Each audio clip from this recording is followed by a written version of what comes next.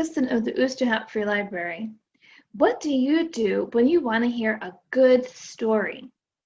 You might open up your favorite book or come to the library to find a new book to read. You could turn on the TV or fire up Netflix. But people hundreds, even thousands of years ago, they didn't need those things to tell amazing stories. All they had to do was look up at the night sky and use their imagination. And today I'm going to share some of those ancient stories with you, which means that they're really old stories, about the moon and stars. I'll show you a constellation game and app that you can play, and you can even create your own moon and star stories. But first, I have a question for you. Have you ever got outside and looked up at the clouds and imagined that you've seen shapes in the clouds? Maybe you have seen a horse or a shark or even the Hulk. People long ago would look up into the night sky and tell amazing stories based on the shapes that they thought that they saw. I'm going to share some of those stories with you today, starting with this guy right behind me, the moon. Have you ever looked up at the moon and imagined that you saw shapes in the shadows on the moon? Well, I'm going to share some stories with you, starting in ancient, which means long time ago, China. Let's get started. Toad in the Moon. Long ago, Hongo found out that her husband, Shanghai, had discovered the secret of immortality. He would live forever. And she found his magic potion. She drank it and immediately flew out the window up to the moon. Shanghai was so angry with what she had done, he turned her into a three-legged toad. She remains there to this very day. Can you see her? Take a closer look and you will see the toad in the moon. This next moon story is from Scandinavia. You might be familiar with the characters. It's about a boy named Jack and a girl named Jill. Yuki, or Jack, and Bill, Jill. Yuki, Jack, and Bill, Jill, were sent up the hill to fetch a pail of water from a magical well. The children were spotted by the man who carries the moon across the sky each night in his chariot. He scooped the two children up into his chariot and carried them away, where they can be seen there to this day, along with their bucket and pole. Can you see them? Look closely. There they are.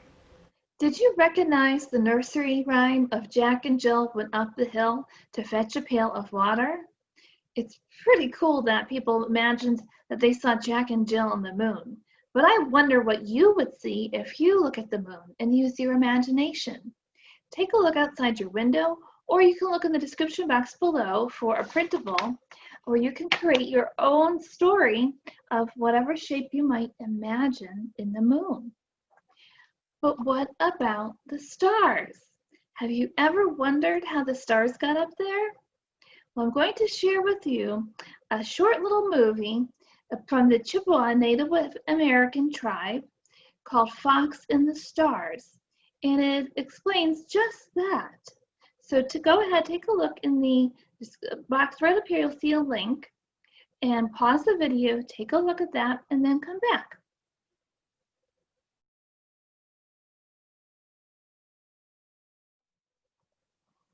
I hope you enjoyed that story, Fox and the Stars, that explained how the stars came to be in the sky and why we don't always see the same stars in the sky all year long.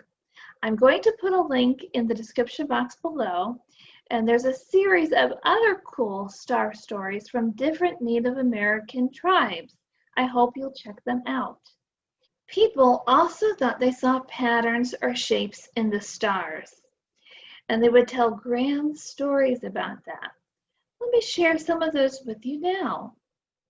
We start with Draco the Dragon. The ancient Greeks thought that they saw a dragon in the sky who was guarding the golden apple tree for the goddess Hera, but fell asleep.